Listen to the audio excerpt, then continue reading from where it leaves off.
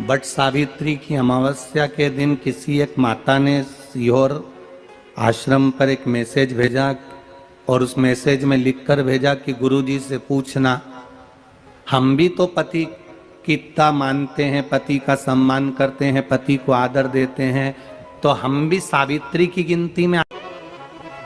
सीहोर से मैसेज आया कि गुरुजी वो ऐसा ऐसा पूछा गया है, आप बताओ क्या कहना है। हमने कहा कह दो, जब बट सावित्री आती है तभी तुम पति को प्रणाम करती हो, जब दिवाली आती है तब पति को प्रणाम करती हो, जब करवा चौथ आती है तभी चलनी में मुंह देखती हो, बाकी के समय तो तुम जूड़ा बांध के ऐसी बोलती हो कि पति थर थर कांपता है।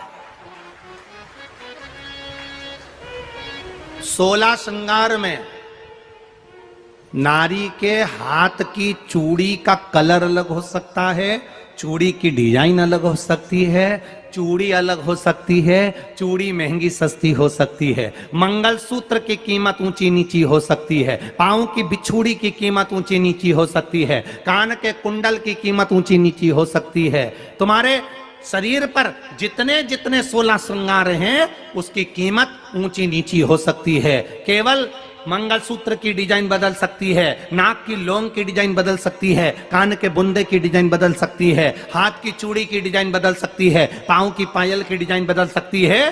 केवल नारी के 16 श्रृंगार में एक श्रृंगार ऐसा है जिसकी कीमत जो पहले थी वही कीमत आज तक है और उसकी डिजाइन आज तक नहीं बदली। वो मांग का सिंदूर है, एक जैसी डिजाइन है और एक जैसी कीमत है।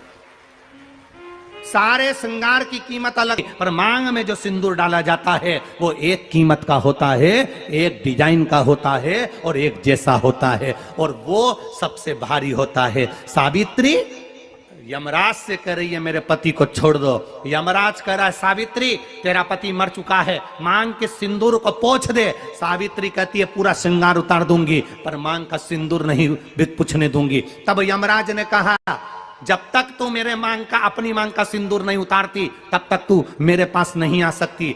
भगवान यमराज से सावित्री ने कह दिया मैं भी तुझे वचन देती हूं यमराज, मेरी मांग में जब तक सिंदूर है, जैसे सीता ने लाइन, लक्ष्मण जी ने लाइन खींच दी थी और सीता पार नहीं जा सकती थी, मैं भी तुझे वचन देती हूं जब तक नारी की मांग में सिंदूर है तब तक तू उसके पति को उसके सामने लेकर नहीं जा सकता। यह भी मैं तुझे कह देती हूं। यमराज भैंसे पर सवार होकर सत्यवान को लेकर जा रहा था, सावित्री से वचन पर वचन चल रहे थे। बड़ के पेड़ के नीचे छोड़कर आए।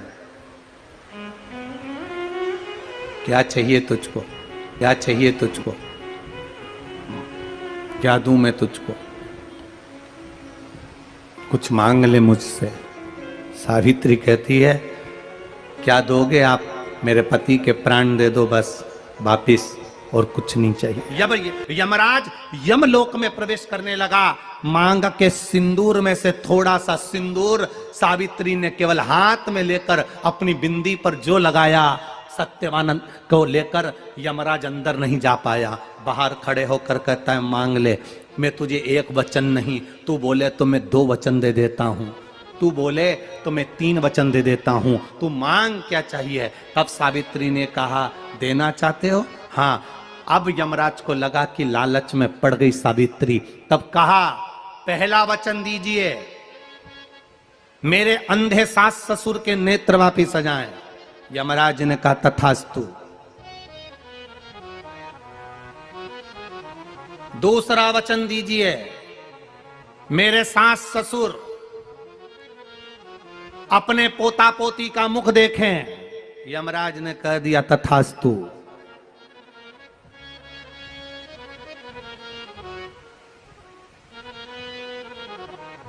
जाओ। यमराज जाने लगे, फिर आग जलने लगी।